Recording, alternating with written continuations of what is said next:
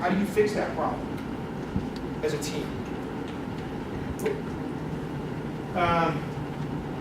Provide training. Who set up a training program for their team or helped set up a training program for their team? These don't have to be big things. I mean, this is kind of a training program. Lunch and Learn is going to be a training program. But your team needs some sort of push a lot of times. Just that push to make that change. And then regular face-to-face communication is incredibly important. And I can't emphasize this enough, guys. And again, I bet a lot of you people know this already. But one of the things that I found to be problematic is that Nelnet has distributed teams.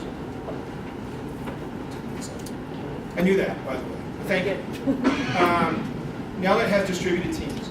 And so it's hard to be face-to-face with people. I'm in Lincoln. I work with people in Wisconsin. I work with people in Indiana. I work with people in Highlands Ranch.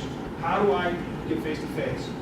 The camera is a godsend, in my opinion. I can't believe how important that just little cue, as opposed to a KW on the screen, it's my face, is. It really helps when you do. So impress upon your team to use the camera.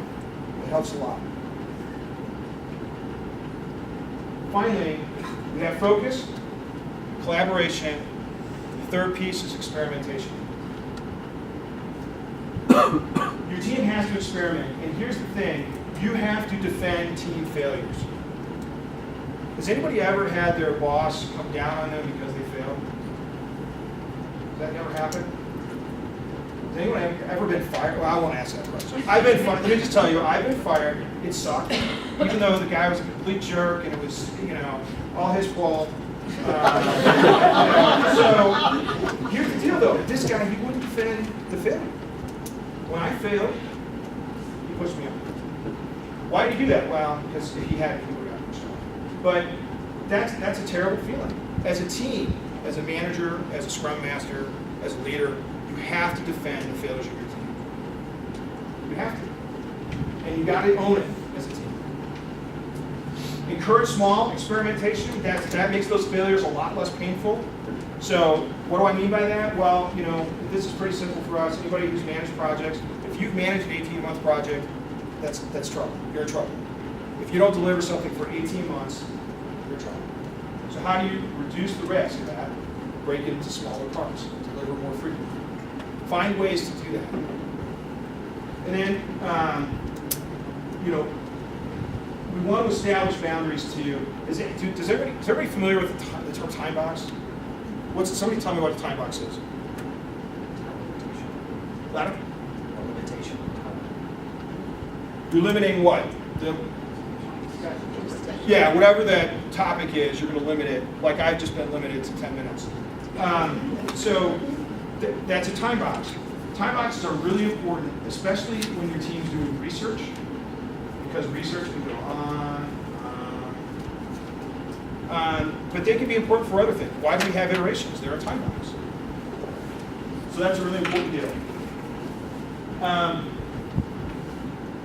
So those three things, focus, collaboration, experimentation. That's what we need to be providing for our teams. Survey. My last slide was missing. That's all right.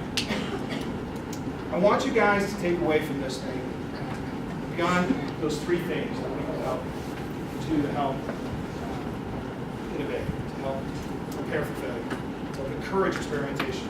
Beyond those three things, I want you to take away this one message. We need to invest in our teams so that they can innovate. None of this stuff comes at no cost. It's not free. You have to find the time to train, teach your teams how to do this. You have to go back to them. You have to say no sometimes to your customers. So invest.